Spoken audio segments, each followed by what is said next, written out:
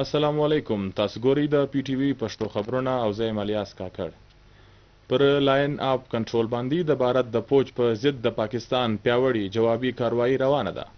پاک فوج د بھارت د زور زیاتوب ډزو په جواب کې د بھارتي فوج یو شمیر سارن ځایونه له منځه وړي دي او په کلر سیکټر بټالین هیډ کوارټر سوجي او پیر کانتی سیکټر کې ټول فوجي سارن ځایونه په بشپړه توګه له منځه وړل شوي دي چې د دې تباهي له کبله بھارتي فوج له لوی زیان او تاوان سره مخامخ شوی دی. څرګنده دي چې پاک فوج تر دې مخکې هم یو شمیر فوجي سارن ځایونه تباه کړي وو. پاکستان شاهینان د خپلو سرحدونو د ساتلو دپاره هره شیبه چمتو دي.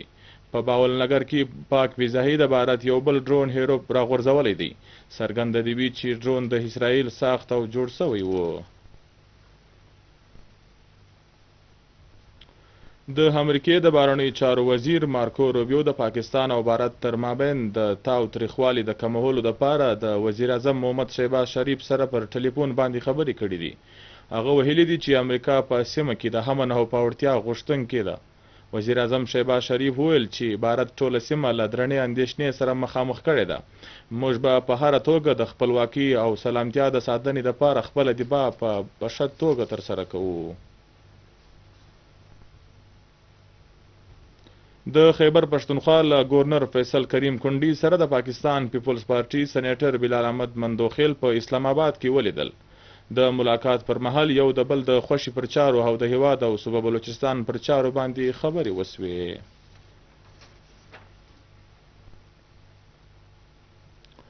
په بلوچستان صوبه کې د هندوانو ورورګلوي هم د امن دشمن هیواد د زور زیاتوب او د ترهګرۍ په ضد احتجاجونه ترسره کوي. په بلوچستان کې له هندو ورورګلوي سره اړه لرونکي د جے یو هائی پی د بلوچستان اسمبلی غړي روحي کمار فوجا ویلي دي چې د پاکستان پر موږ باندې تر خپل ځان هم ګران هیواد دی او زموږ شناخت د پاکستان له کبله دی. هغه ټینګار وکړي چې موږ له پاک فوجونو سره وژه په وژه ولاړ یو. د مستونګ ډیپټي کمشنر راجا حتر عباس په مرسته د مستونګ غرونو ته ختونکي کشران او د هغوی سره د مستونګ یوه لورکۍ د کیټو غره وسر ته د ختلو د تربیې لپاره ګلګت ته روان سول. د مستونګ له ډیپټي کمشنر راجا حتر عباس سره نن د هغه په دفتر کې له مستونګ سره اړه لرونکي غرونو ته د ختونکو یوې ډلې ولیدل. په ډله کې امیر خان بلوچ، صهیبه بلوچ او فرید بلوچ شامل وو. هغه تر اوسه پورې د مستونګ هاماچ غره، تکتو غره، تور غره او نورو غرونو څوکې سر کړي دي چې اوس د مستونګ د ډیپټي کمشنر ریټایرډ کیپټن راجا حتر عباس په ځانګړې مرسته د نړۍ د دویم مشهور غره کیټو د سر کولو د تربیت دپاره ګلګت بلتستان ته روان شوي دي.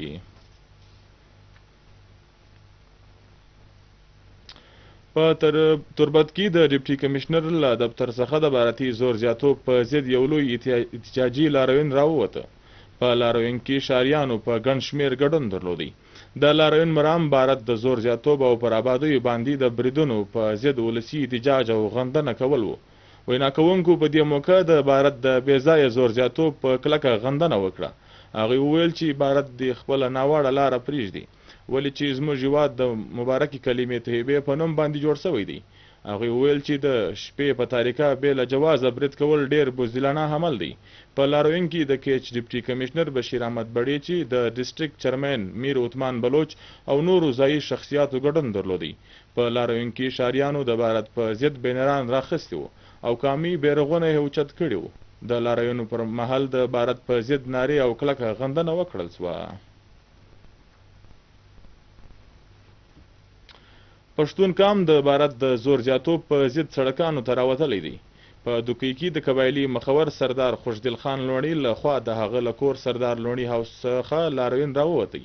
په لاروین کې په زرګونو کسانو ګډون درلودی او د پاکستان زنده‌باد او پاک فوج زنده‌باد نارو دوکۍ ښار پر سر ځله واخیستی. په لاروین کې د قبایلي او سیاسي مخورو په ملتیا بېلابېلو مکتب فکر سره د اړه لرونکو لوی شمېر خلکو ګډون وکړي. په لاروین کې ګډون کوونکو د پاکستان بیرغونه او د بھارت په ضد کارډونه راخیستي وو. او اوس له دې سره سم د پښتو خبرونه وفای ته ورسېدل او مشترک کړي. اجازت د لوی الله په امان.